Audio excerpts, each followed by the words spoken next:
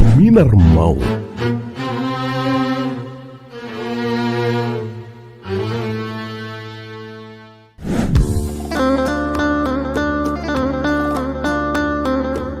Assalamualaikum warahmatullahi wabarakatuh.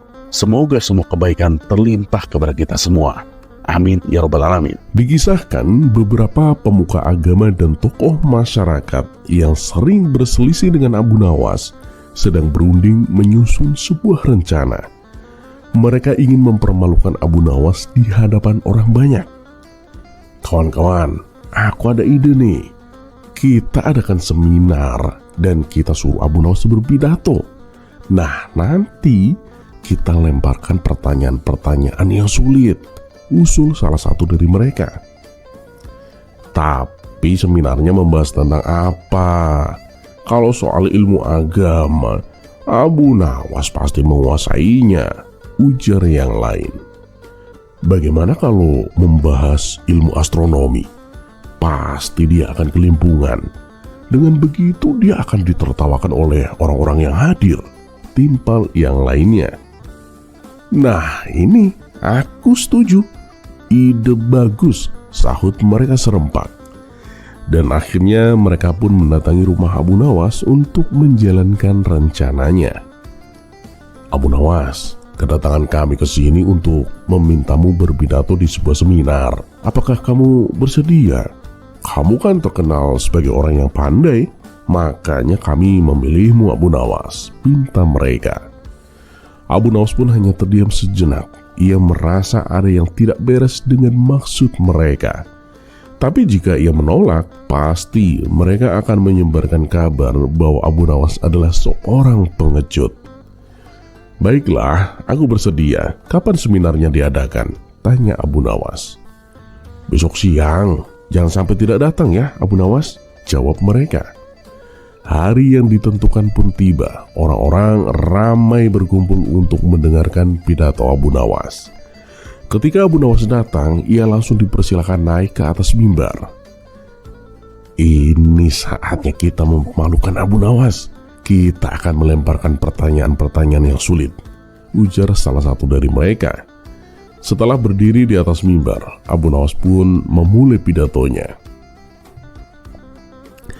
Para hadirin, apakah kalian tahu apa yang akan saya katakan? Tanya Abu Nawas.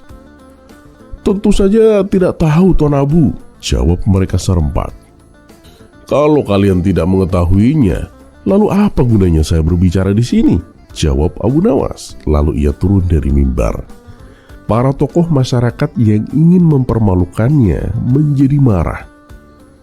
Kenapa kamu bersikap seperti itu, Abu Nawas? Ucap mereka.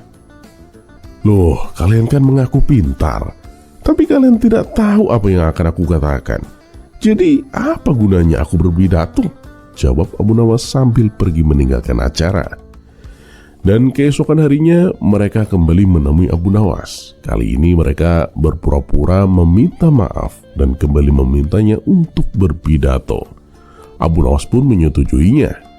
Dan pada hari berikutnya seminar kembali diadakan. Setelah naik ke atas mimbar, Abu Nawas pun kembali bertanya, para hadirin, apakah kalian tahu apa yang akan saya katakan? Ya, kami tahu, jawab mereka kompak. Kalau kalian sudah tahu apa yang akan aku katakan, maka apa gunanya aku berbicara? Cuma buang-buang waktu, ujar Abu Nawas sambil turun dari mimbar.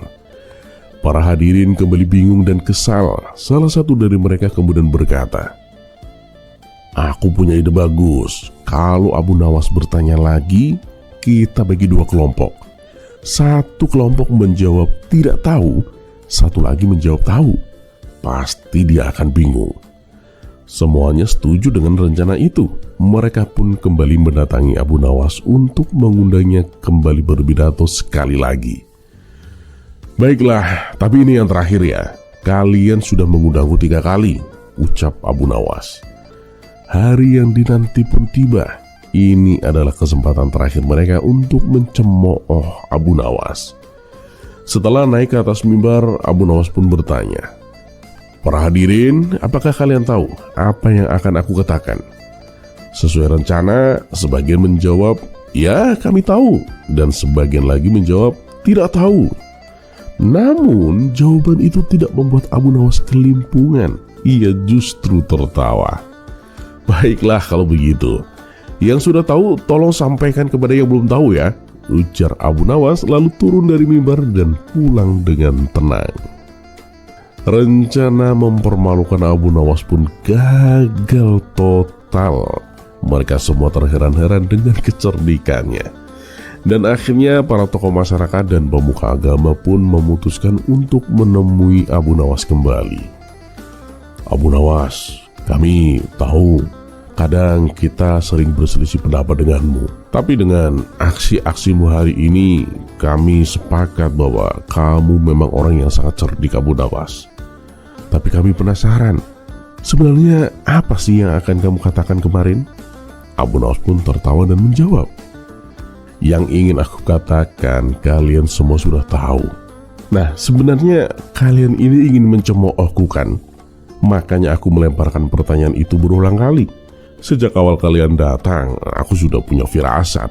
Jelas-jelas kita sering berselisih. Tiba-tiba kalian meminta aku berpidato. Belum lagi tema yang kalian minta adalah astronomi. Ini sudah tidak masuk akal.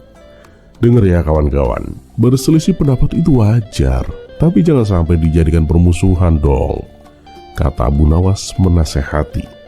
Mereka pun terdiam. Mereka tak menyangka Abu Nawas bisa menebak rencana licik mereka. Dan akhirnya mereka menyadari kesalahannya dan meminta maaf.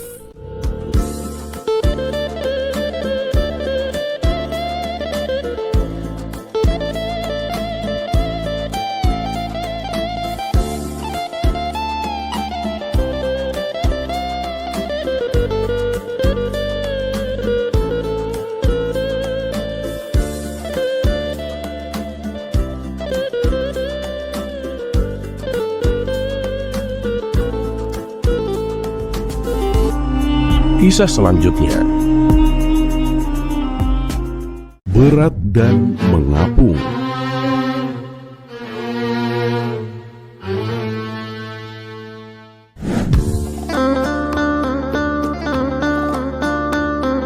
Pada suatu hari, ada orang asing duduk di warung tempat kawan-kawan Abu Nawas biasa berkumpul. Dari penampilannya, orang asing tersebut tampak seperti seorang saudagar kaya yang kebetulan singgah di kota Baghdad. Di sudut ruangan, tampak kawan-kawan Abu Nawas sedang asik berbincang sambil menikmati secangkir teh. Saudagar itu lalu menghampiri mereka dan ikut nimbrung dalam percakapan. Di tengah perbincangan, ia berkata, "Aku ingin memberikan hadiah bagi siapa saja yang bisa menjawab teka-tekiku." "Hadiah apa yang akan Tuan berikan?" tanya salah satu kawan Abu Nawas penasaran. "Aku akan memberikan 10 dinar bagi yang bisa menjawab teka-tekiku," balas saudagar kaya itu. Mendengar iming-iming hadiah yang begitu besar, mereka pun langsung tergiur dan antusias untuk menjawab. "Beritahu kami apa teka-tekinya Tuan," sahut mereka serempak. Saudagar kaya itu pun tersenyum dan memberikan teka-tekinya. "Begini teka-tekinya, dengarkan baik-baik. Apa yang lebih berat dari gunung tapi bisa mengapung?" "Itu pasti jawabannya awan Tuan," seru salah satu kawan Abu Nawas dengan yakin. "Salah, bukan itu jawabannya," balas saudagar kaya sambil menggelengkan kepalanya. Setelah sekian lama berpikir, tak satu pun dari mereka yang bisa menemukan jawabannya. "Bagaimana? Apakah kalian menyerah?" tanya saudagar kaya. "Tunggu dulu Tuan, ada kawan kami yang pasti bisa menjawab teka-teki Tuan. Biasanya sih sebentar lagi dia datang. Namanya Abu Nawas," ujar mereka. "Baiklah, aku akan menunggunya," timpal saudagar kaya. Dan tak berapa lama kemudian Abu Nawas pun datang menghampiri mereka. "Tumben kalian terlihat serius, ada apa ini?" tanya Abu Nawas heran.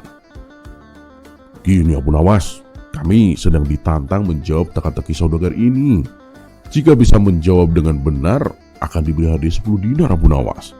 Tapi kami semua tidak ada yang tahu jawabannya, karena teka-tekinya itu sangat sulit," tutur mereka. Mendengar itu, Abu Nawas pun menghampiri saudagar kaya dan berkata, "Apakah aku boleh ikut menebak, Tuan?"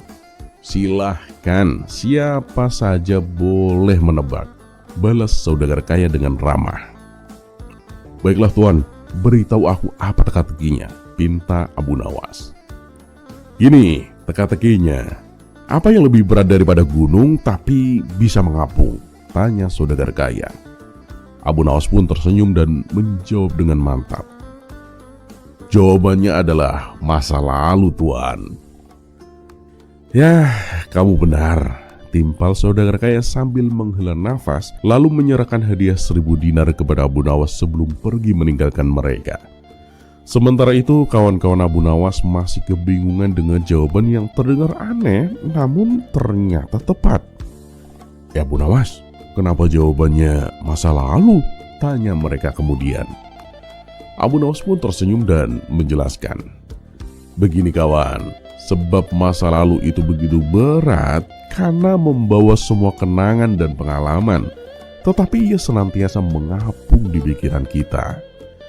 Mendengar penjelasan itu, mereka pun memuji kecerdasan dan kebijaksanaan Abu Nawas.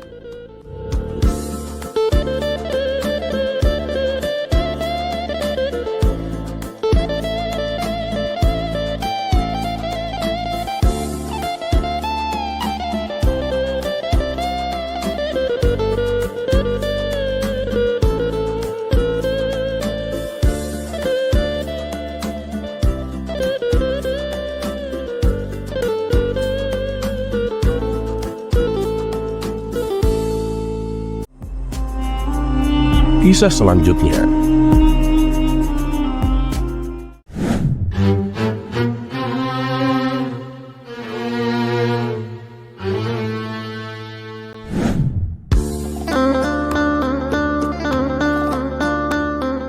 Ternyata kecerdikan Abu Nawas telah menular kepada semua kawan-kawannya.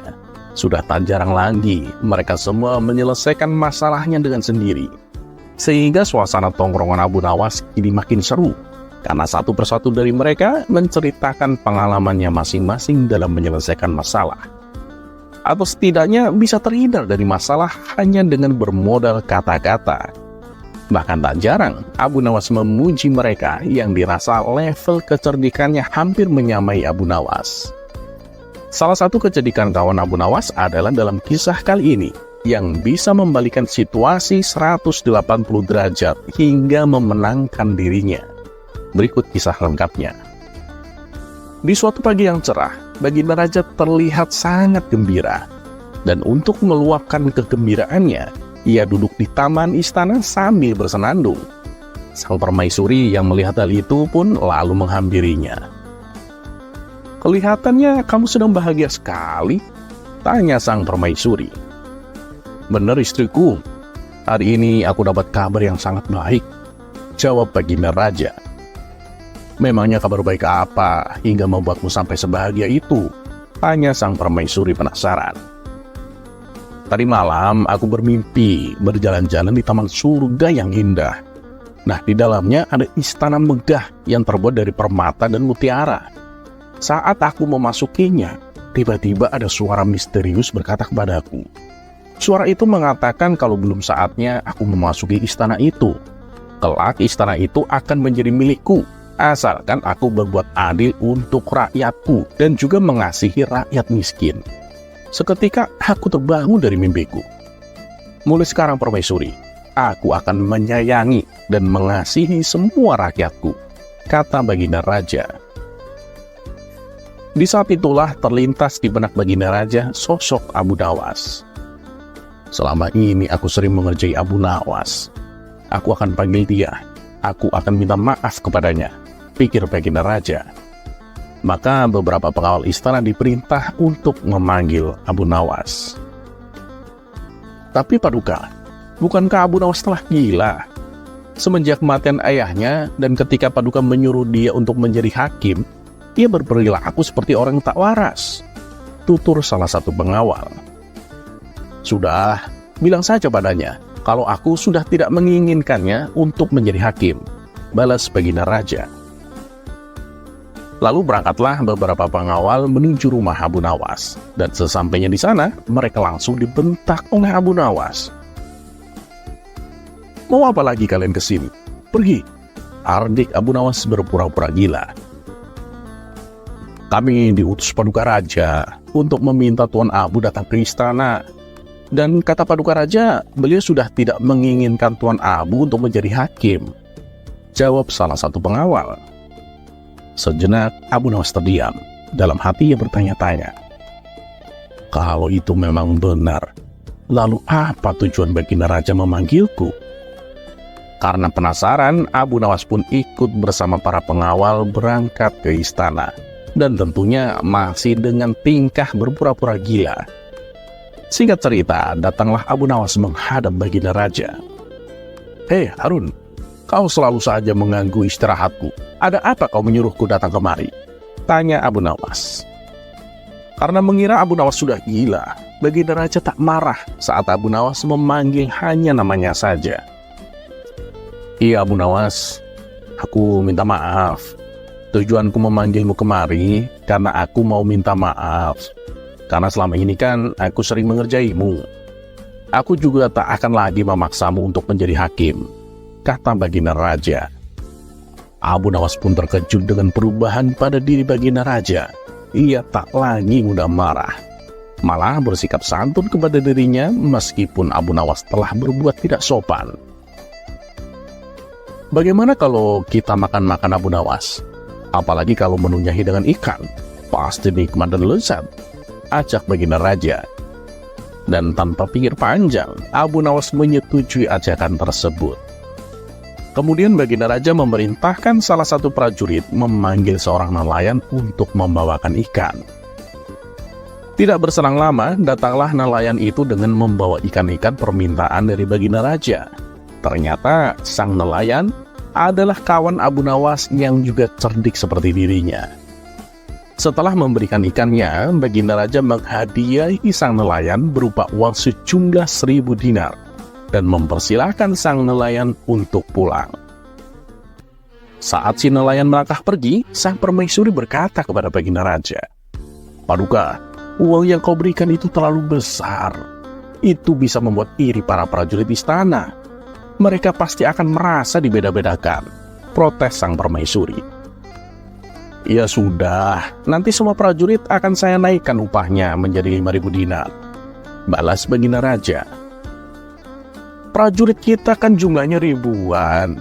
Kalau kamu melakukan itu, nanti dalam waktu beberapa hari saja semua harta kerajaan akan habis," ujar sang permaisuri. "Lalu apa yang harus aku lakukan?" tanya Baginda Raja.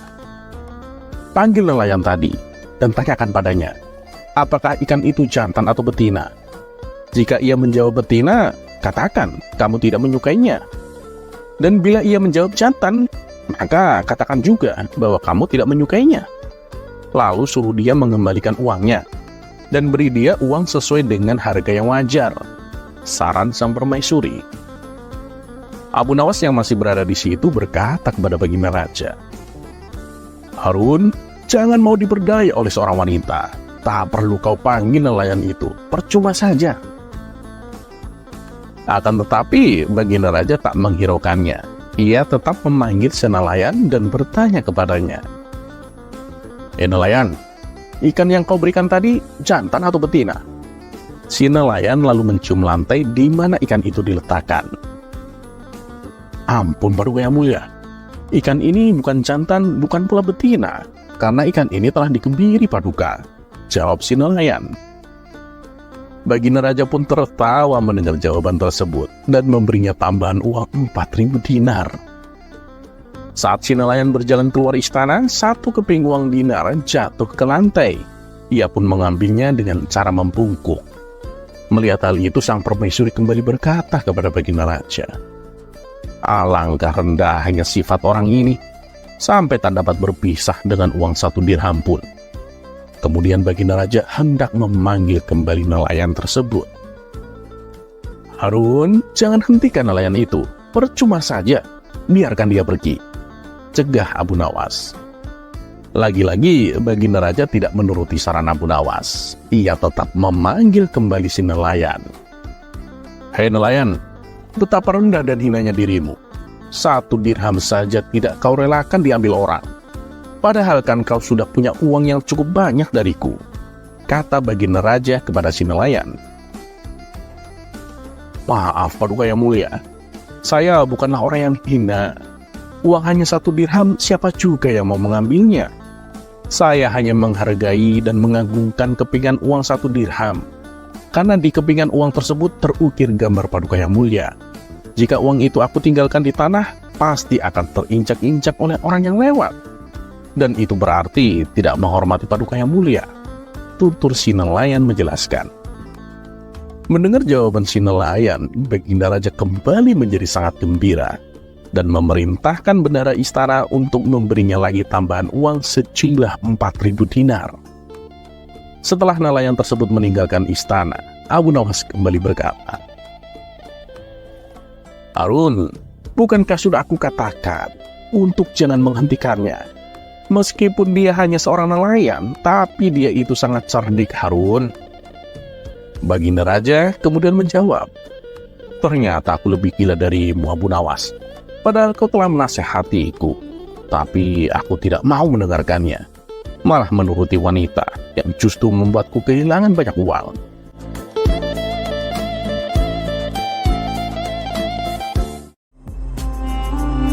Kisah selanjutnya.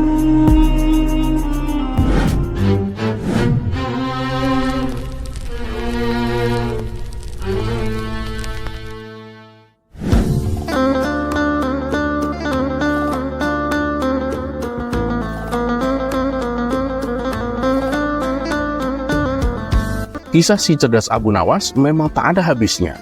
Berbagai tingkah lakunya yang kocak namun syarat dengan ilmu selalu dinantikan dan menarik untuk didengarkan. Dan kali ini dikisahkan Abu Nawas ingin menjadi pedagang garam. Berikut kisahnya. Musim kemarau yang berkepanjangan membuat Abu Nawas bingung untuk bercocok tanam. Sebelumnya ia sudah berusaha menanam kentang, tapi karena tidak ada hujan, maka panen kentang yang diperoleh sangat mengecewakan. Tak ingin mengalami kerugian untuk kedua kalinya, akhirnya ia mencoba berusaha untuk berdagang, yaitu menjual garam. Keinginannya itu ia sampaikan kepada istrinya. "Wahai istriku, rencananya aku ingin usaha jualan garam. Bagaimana pendapatmu?" kata Abu Nawas. "Berdagang garam itu ya bagus. Tapi, apa kamu sudah tahu di mana belanja garam yang murah?" tanya istrinya. "Ngapain harus beli? Aku akan mencarinya di laut. Allah kan sudah memberikan secara cuma-cuma, dan tugas kita adalah berusaha," ujar Abu Nawas. Esok paginya, Abu Nawas bersiap-siap untuk pergi ke laut. Setelah menempuh perjalanan agak lama, sampailah ia di tepian pantai. Dan singkat cerita, Abu Nawas berhasil membuat garam selama seminggu lamanya. Air laut dikumpulkan menjadi beberapa tempat. Dan di hari yang ke-7, Abu Nawas membawa pulang garam-garam tersebut. Namun saat perjalanan pulang, ia melewati sungai dan akhirnya berhenti untuk beristirahat.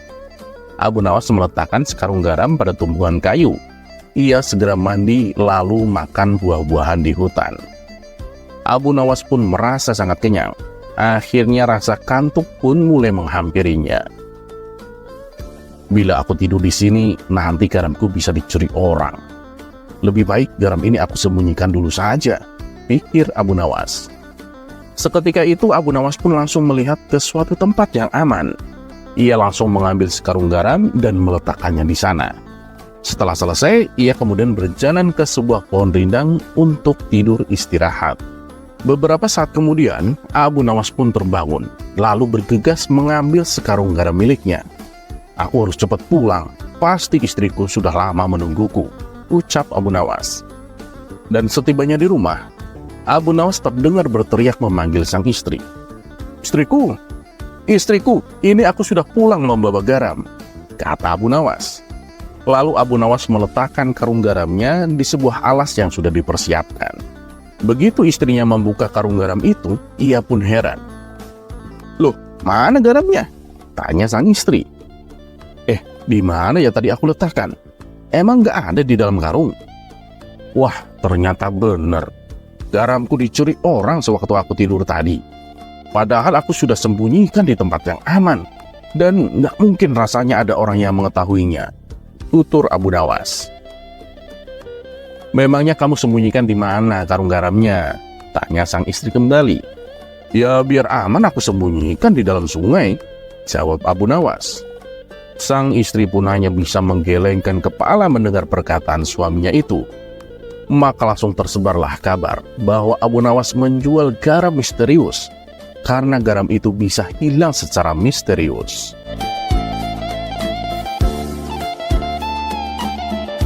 Terlepas apakah cerita ini adalah cerita fiksi atau kenyataan, karena hikmah adalah barang hilang seorang muslim. Di mana ia menemukannya, maka ia berhak mengambilnya. Dan satu yang harus selalu kita tahu, bahwa Allah Subhanahu wa Ta'ala tidak pernah menjanjikan bahwa langit itu selalu biru, bunga selalu mekar, dan mentari selalu bersinar. Tapi ketahuilah bahwa Dia selalu memberi pelangi di setiap badai, senyum di setiap air mata, berkah di setiap cobaan, dan jawaban di setiap doa. Dan seperti biasa, terima kasih. Wassalamualaikum warahmatullahi wabarakatuh.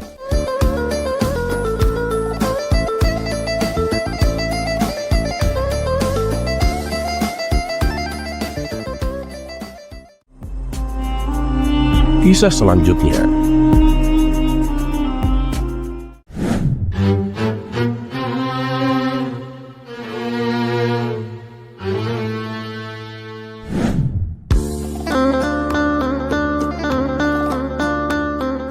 Tentang Abu Nawas yang menjadi penasehat pribadi Baginda Raja. Tentu kesehariannya selalu disibukkan untuk bolak-balik ke istana. Tapi disinilah sifat keulamaan Abu Nawas yang jarang dimiliki oleh ulama-ulama pada umumnya. Meskipun ia sibuk dengan segala urusannya ke istana, tapi Abu Nawas selalu melonggarkan waktunya untuk membuka majelis di rumahnya. Ia mengajari beberapa anak-anak untuk belajar Al-Quran dan segala ilmu agama. Ketika sebelumnya kita sudah dengar kisah anak didik Abu Nawas yang fenomenal, yaitu si Ali Mustafa. Ternyata ada beberapa anak didik lainnya yang tak kalah kocaknya dengan Ali Mustafa. Mereka adalah Amir dan Amin. Dan di kisah kali ini kita akan menceritakan sebuah pelajaran hidup yang sangat bermanfaat dari Amir dan Amin.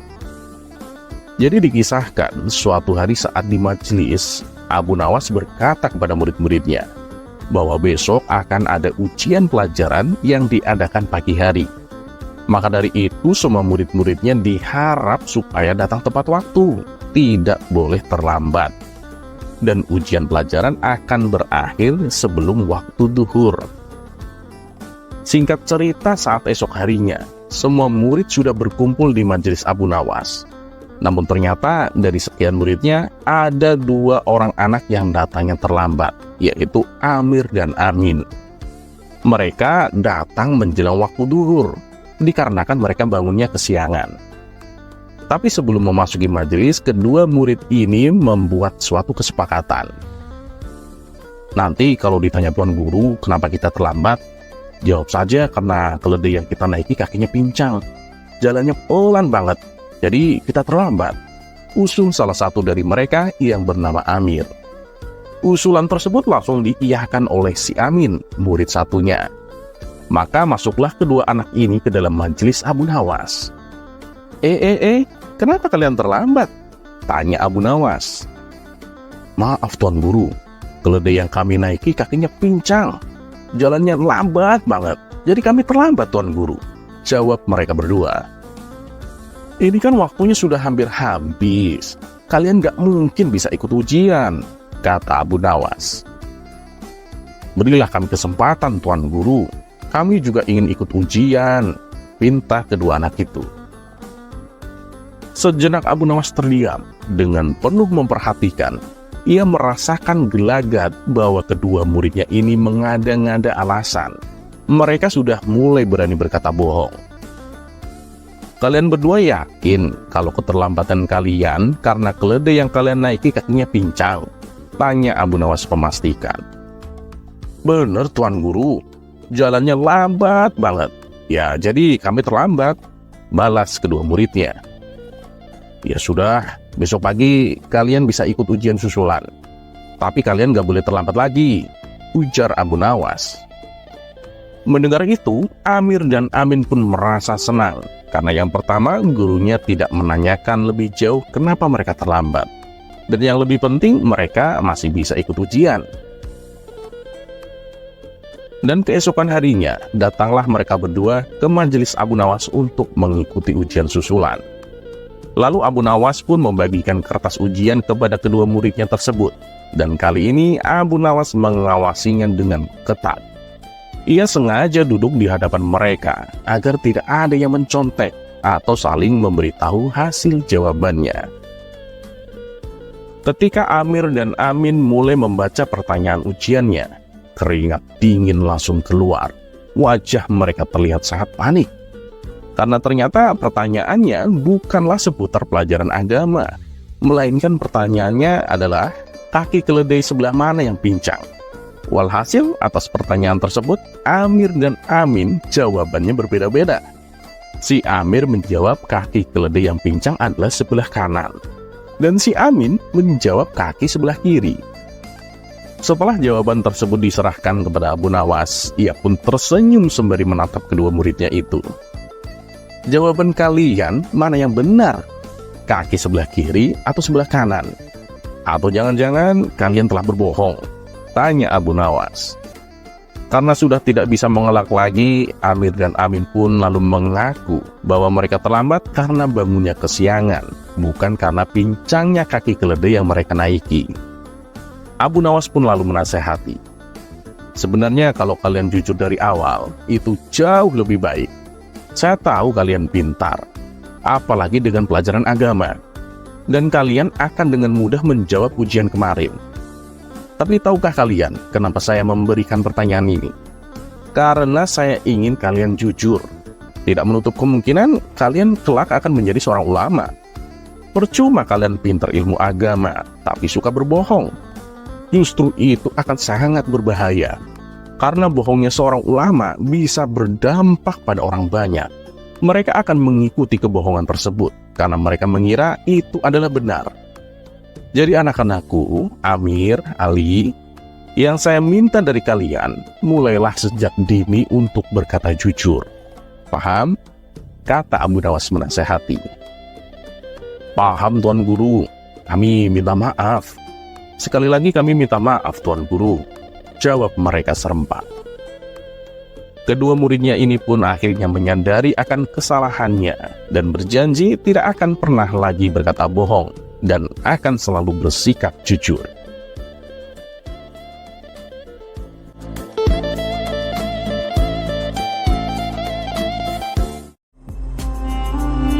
Kisah selanjutnya.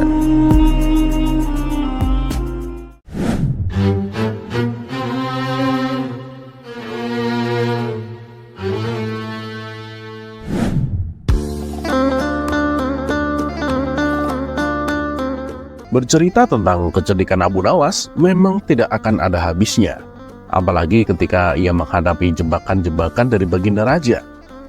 Sudah berulang kali Baginda Raja berusaha memperdayai Abu Nawas, tapi yang ada malah Baginda Raja sendiri yang harus menanggung malu akibat kecerdikan Abu Nawas. Dan kali ini Baginda Raja ingin kembali menguji kecerdikan Abu Nawas. Dengan penuh semangat, Baginda Raja memerintahkan beberapa pengawal untuk menjemput Abu Nawas di rumahnya. Dan singkat cerita, Abu Nawas pun datang ke istana menghadap Baginda Raja. Karena kedatangannya terburu-buru, Abu Nawas sampai lupa mengenakan sepatu.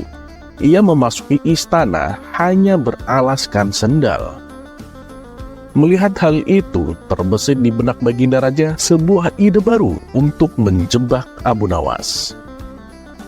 Abu Nawas, kamu tahu kan peraturan istana dilarang memakai sendal?" hardik Baginda Raja. "Ampun Paduka, hamba tadi terburu-buru, jadi hamba tidak sempat mengenakan sepatu," ujar Abu Nawas. "Sudahlah, jangan banyak alasan Abu Nawas. Karena kamu telah melakukan kesalahan, kamu harus dihukum. Tukas Baginda Raja. Tapi Paduka, masa hanya gara-gara sendal, dengan mudahnya Paduka menjatuhkan hukuman? Protes Abu Nawas. Peraturan harus ditegakkan Abu Nawas. Siapapun yang melanggar harus dihukum. Apapun alasanmu tidak bisa dibenarkan. Dan hukuman yang pantas adalah hukuman mati. Timpal Baginda Raja. Mendengar hal itu, sontak Abu Nawas kaget dengan hukuman yang akan ia terima. Ah, ini sih akal-akalan Baginda Raja. Dia pasti sudah menyiapkan jebakan, pikir Abu Nawas. Baiklah Paduka, saya mengaku bersalah. Silahkan Paduka hukum saya. Tetapi saya minta satu permintaan Paduka. Setelah saya menjalani hukuman mati, saya minta hadiah uang 100 dinar untuk keluarga saya. Tutur Abu Nawas. 100 dinar? Itu kan jumlah uang yang sangat besar Abu Nawas, ujar Baginda Raja. Ya benar Paduka.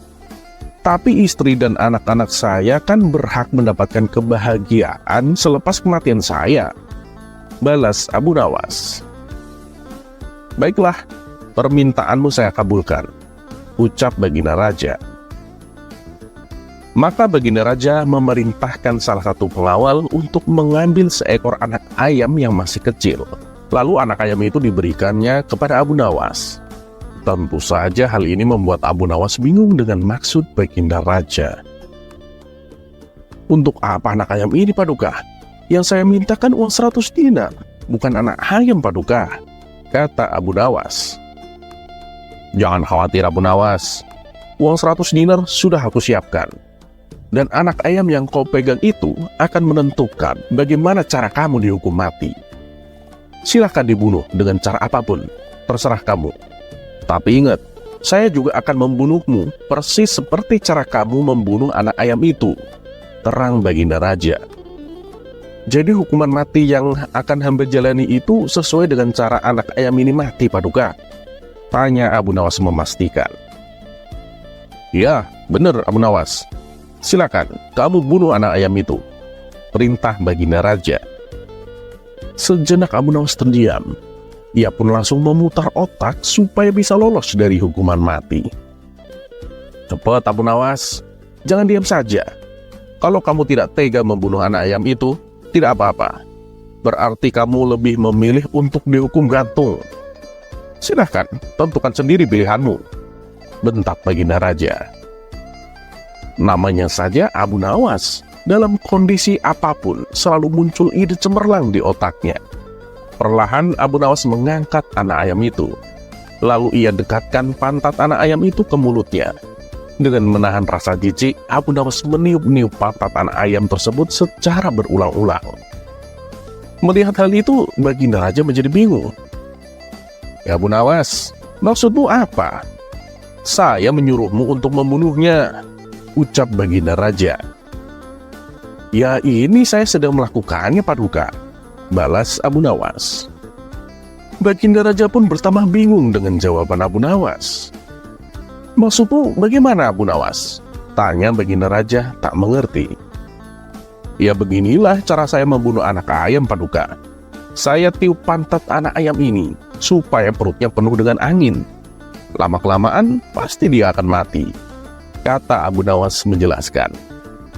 Baginda Raja pun tertawa dengan tingkah Abu Nawas ini. Kamu memang cerdik Abu Nawas, balas Baginda Raja. Jadi gimana Paduka? Hukuman saya kapan dimulainya? Tanya Abu Nawas. Gak jadilah Abu Nawas, hukumanmu aku anggap selesai. Dah silakan kamu pulang, jawab Baginda Raja. Tapi Paduka, bukankah tadi Paduka sudah janji akan memberikan saya 100 dinar bila saya selesai menjalani hukuman? Balas Abu Nawas. Baik, akan aku tepati janjiku, ujar Baginda Raja. Baginda Raja pun kemudian memberikan uangnya kepada Abu Nawas. Berkat kecerdikan Abu Nawas, ia pun kembali lolos dari hukuman mati. Malah ia membawa pulang hadiah yang sangat banyak.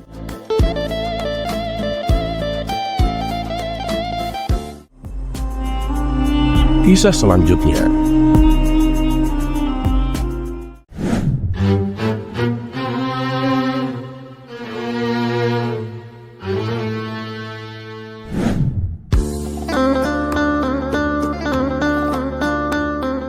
Ternyata kecantikan Abu Nawas telah menular kepada semua kawan-kawannya. Sudah tak jarang lagi mereka semua menyelesaikan masalahnya dengan sendiri. Sehingga suasana tongkrongan Abu Nawas kini makin seru, karena satu persatu dari mereka menceritakan pengalamannya masing-masing dalam menyelesaikan masalah. Atau setidaknya bisa terhindar dari masalah hanya dengan bermodal kata-kata. Bahkan tak jarang Abu Nawas memuji mereka yang dirasa level kecerdikannya hampir menyamai Abu Nawas. Salah satu kecerdikan kawan Abu Nawas adalah dalam kisah kali ini, yang bisa membalikan situasi 180 derajat hingga memenangkan dirinya. Berikut kisah lengkapnya. Di suatu pagi yang cerah, Baginda Raja terlihat sangat gembira. Dan untuk meluapkan kegembiraannya, ia duduk di taman istana sambil bersenandung. Sang permaisuri yang melihat hal itu pun lalu menghampirinya. "Kelihatannya kamu sedang bahagia sekali," tanya sang permaisuri. "Benar istriku, hari ini aku dapat kabar yang sangat baik," jawab Baginda Raja. "Memangnya kabar baik apa hingga membuatmu sampai sebahagia itu?" tanya sang permaisuri penasaran. "Tadi malam aku bermimpi berjalan-jalan di taman surga yang indah. Nah, di dalamnya ada istana megah yang terbuat dari permata dan mutiara. Saat aku memasukinya, tiba-tiba ada suara misterius berkata kepadaku. Suara itu mengatakan kalau belum saatnya aku memasuki istana itu. Kelak istana itu akan menjadi milikku, asalkan aku berbuat adil untuk rakyatku dan juga mengasihi rakyat miskin. Seketika aku terbangun dari mimpiku. Mulai sekarang permaisuri, aku akan menyayangi dan mengasihi semua rakyatku," kata Baginda Raja. Di saat itulah terlintas di benak Baginda Raja sosok Abu Nawas.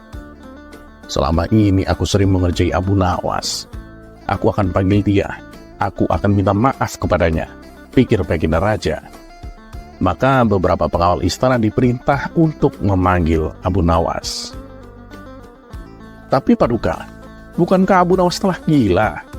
Semenjak kematian ayahnya dan ketika Paduka menyuruh dia untuk menjadi hakim, ia berperilaku seperti orang tak waras, tutur salah satu pengawal. "Sudah, bilang saja padanya kalau aku sudah tidak menginginkannya untuk menjadi hakim," balas Baginda Raja. Lalu berangkatlah beberapa pengawal menuju rumah Abu Nawas. Dan sesampainya di sana, mereka langsung dibentak oleh Abu Nawas. "Mau apa lagi kalian kesini? Pergi!" ardik Abu Nawas berpura-pura gila. "Kami diutus Paduka Raja untuk meminta Tuan Abu datang ke istana. Dan kata Paduka Raja, beliau sudah tidak menginginkan Tuan Abu untuk menjadi hakim," jawab salah satu pengawal. Sejenak Abu Nawas terdiam. Dalam hati ia bertanya-tanya, "Kalau itu memang benar, lalu apa tujuan Baginda Raja memanggilku?" Karena penasaran, Abu Nawas pun ikut bersama para pengawal berangkat ke istana. Dan tentunya masih dengan tingkah berpura-pura gila. Singkat cerita, datanglah Abu Nawas menghadap Baginda Raja. "Hei Harun, kau selalu saja mengganggu istirahatku. Ada apa kau menyuruhku datang kemari?" tanya Abu Nawas. Karena mengira Abu Nawas sudah gila, Baginda Raja tak marah saat Abu Nawas memanggil hanya namanya saja. "Iya Abu Nawas, aku minta maaf. Tujuanku memanggilmu kemari karena aku mau minta maaf. Karena selama ini kan aku sering mengerjaimu. Aku juga tak akan lagi memaksamu untuk menjadi hakim," kata Baginda Raja. Abu Nawas pun terkejut dengan perubahan pada diri Baginda Raja.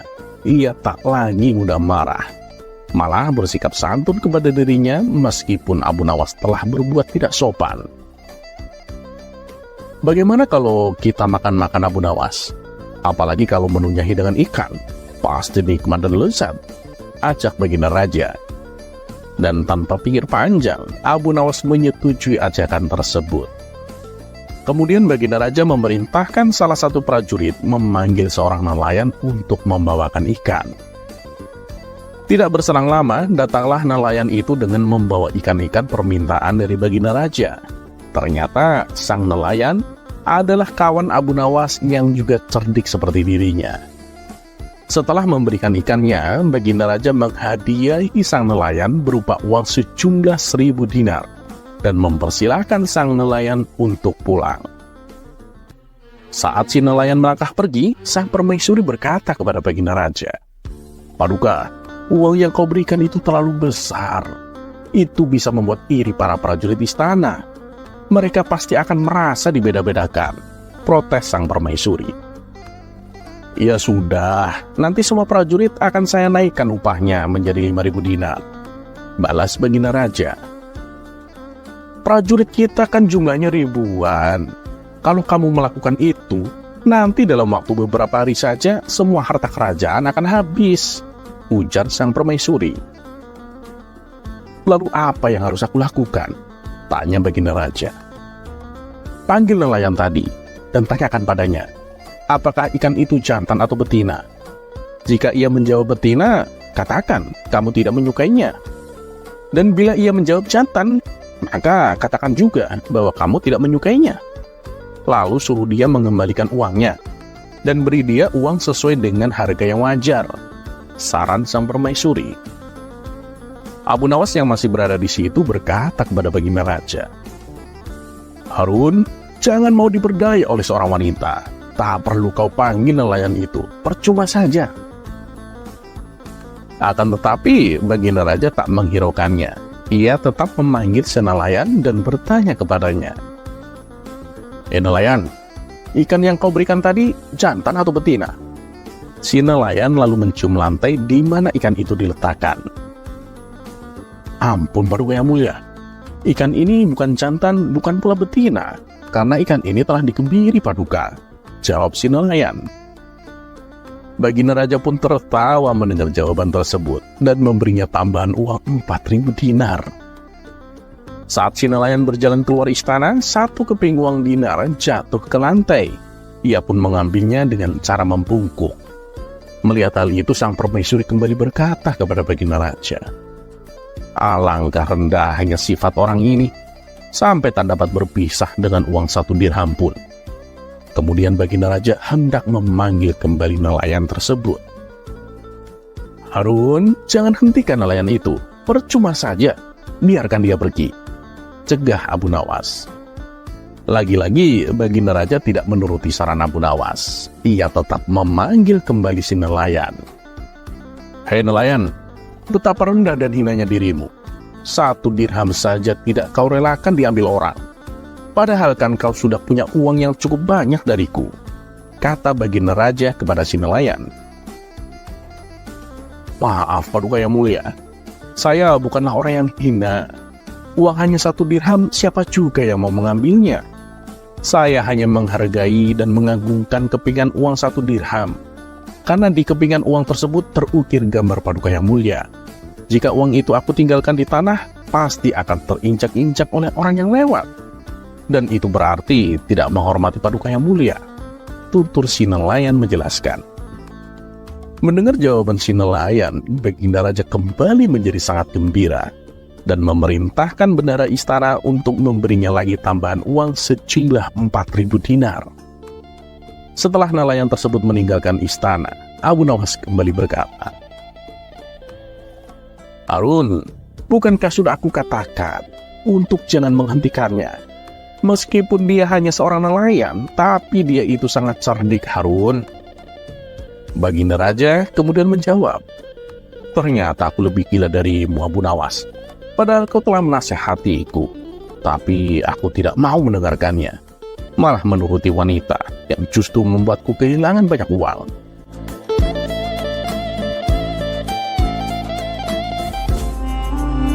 Kisah selanjutnya.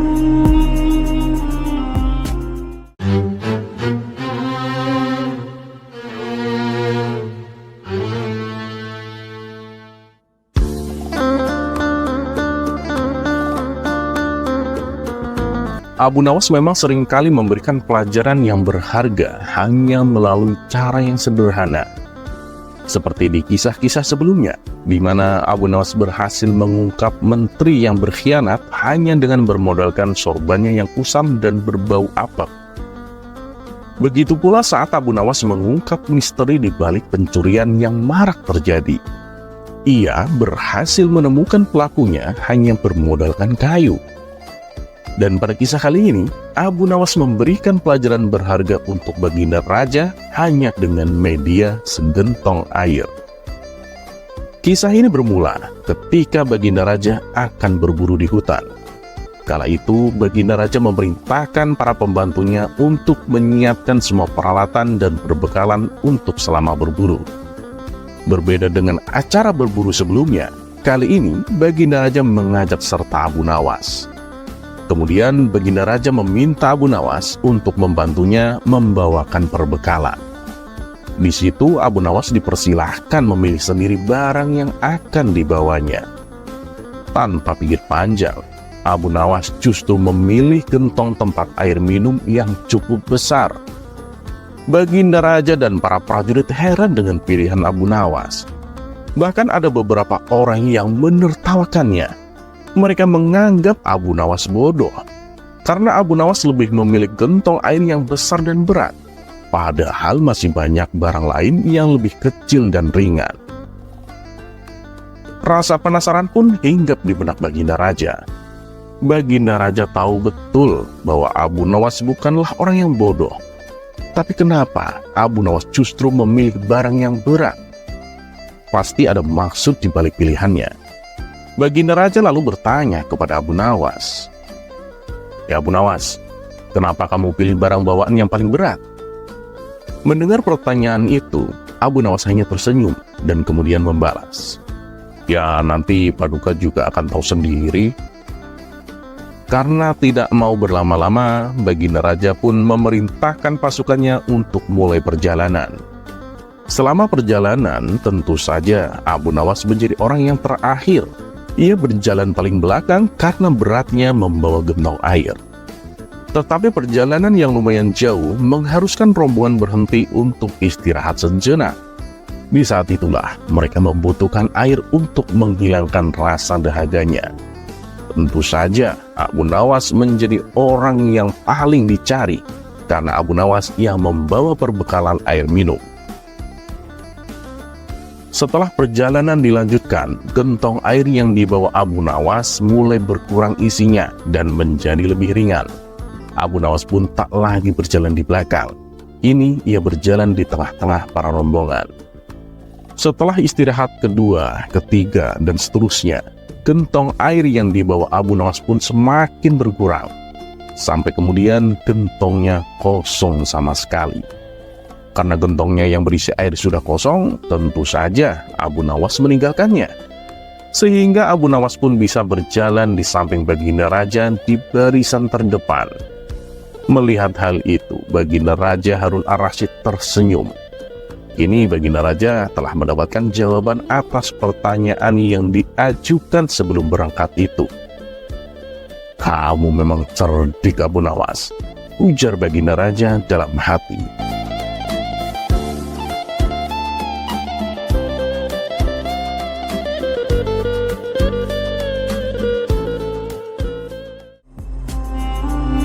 Kisah selanjutnya.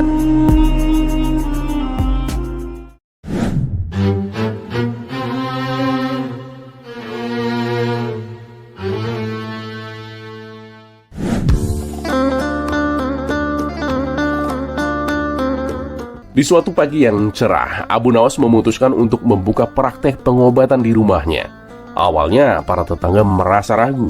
Bagaimana mungkin seorang seperti Abu Nawas bisa menjadi tabib? Namun seiring waktu, banyak pasien yang datang dan sembuh setelah berobat kepadanya. Kabar tentang kehebatan Abu Nawas pun menyebar ke seluruh desa. Hingga pada suatu hari, seorang lelaki datang dengan wajah meringis kesakitan. Ia memegangi pinggangnya sambil mengadu. "Pinggangku sakit sekali Tuan Abu, berilah hak ramuan yang mujarab," pintanya dengan wajah penuh harap. Abu Nawas yang penasaran pun bertanya, "Memangnya apa penyebabnya?" Lelaki itu pun mulai bercerita dengan nada yang geram. Begini ceritanya Tuan Abu.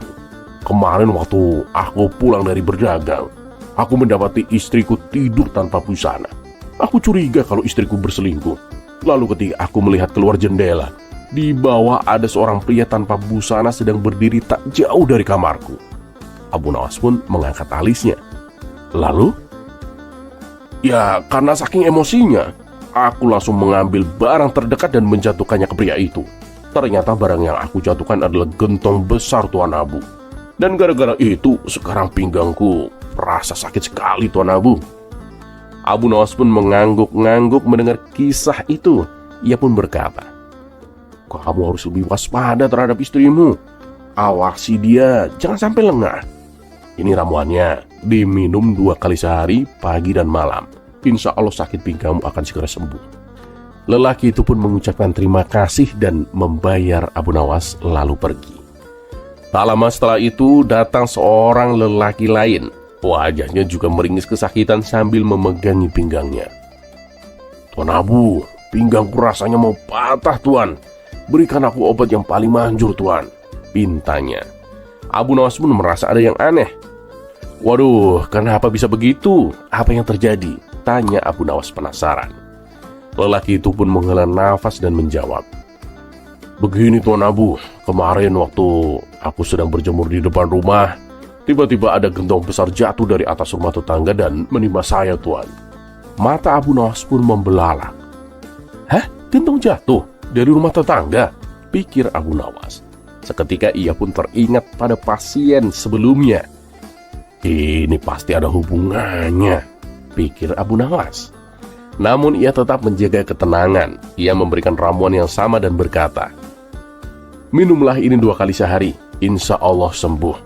Tapi lain kali kalau berjemur jangan tanpa busana, biar tak terkena sial. Lelaki itu pun terkejut. Hah? Bagaimana Tuan tahu kalau aku berjemur tanpa busana? Aku tidak pernah bilang begitu. Abu Nawas pun hanya tersenyum misterius. Lelaki itu pun langsung gemetaran, menganggap Abu Nawas memiliki ilmu sakti yang bisa mengetahui segalanya. Ia pun buru-buru membayar lebih dan pergi dengan perasaan takjub sekaligus takut. Dan beberapa saat kemudian datanglah Abu Jahil dengan wajah lesu dan penuh keluhan. Abu Nawas, tolonglah aku, pinggangku sakit sekali. Aku hampir tidak bisa berdiri Abu Nawas, rengek Abu Jahil. Abu Nawas yang sejak tadi curiga dengan rangkaian kejadian aneh ini pun iseng bertanya, kamu mengangkat gentong atau ketiban gentong Abu Jahil? Mendengar pertanyaan itu Abu Jahil pun terperanjat. Astagfirullah, dari mana kamu tahu Abu Nawas? Abu Nawas pun menatapnya tajam. Jadi kamu ketiban atau mengangkat gentong? Abu Jahil pun terdiam sejenak lalu menjawab dengan gugup. Aku berada di dalam gentong itu Abu Nawas. Apa? Kata Abu Nawas sambil melongo. Jadi kamu yang selingkuh dengan istri orang itu? Dasar manusia sialan. Abu Jahil yang tadi merintih kesakitan pun tiba-tiba panik. Bagaimana kamu bisa tahu Abu Nawas? Tolong Abu Nawas, jangan bilang siapa-siapa. Aku mohon Abu Nawas. Abu Nawas pun mendengus. Baiklah, aku tidak akan memberitahukan siapapun. Tapi ingat, kalau kamu mengulanginya lagi, aku akan melaporkanmu kepada Baginda Raja, ancam Abu Nawas. Abu Jahil pun langsung gemetaran. Baik Abu Nawas, aku berjanji Abu Nawas, aku tidak akan mengulanginya lagi, kata Abu Jahil terbata-bata. Dan setelah menerima ramuan dari Abu Nawas, ia pun pergi dengan langkah pincang dan wajah penuh ketakutan. Di sepanjang perjalanan pulang, Abu Jahil tidak habis pikir, bagaimana mungkin Abu Nawas tahu semuanya? Apakah dia punya ilmu melihat yang tersembunyi? Sementara itu, Abu Nawas hanya tersenyum puas sambil berkata dalam hati, orang-orang memang sering menganggapku sakti, padahal aku hanya menghubungkan cerita mereka saja.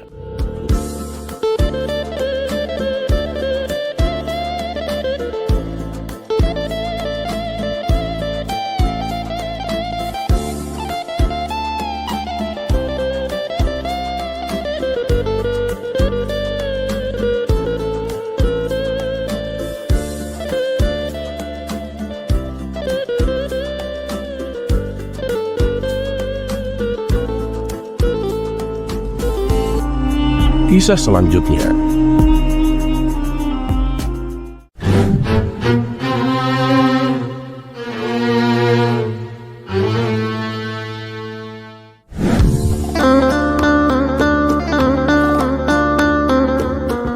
Pada suatu malam, Baginda Raja terbangun dari tidurnya dengan nafas terengah-engah. Ternyata Baginda Raja baru saja bermimpi buruk. Dan pada keesokan harinya, Baginda Raja terlihat sangat gelisah. Sang menteri istana yang senantiasa mendampingi Baginda Raja merasakan kegelisahan itu. Ampun Paduka, saya perhatikan Paduka hari ini terlihat murung. Apakah Paduka sedang kurang sehat? Tanya sang menteri. Tidak menteriku, aku sehat-sehat saja.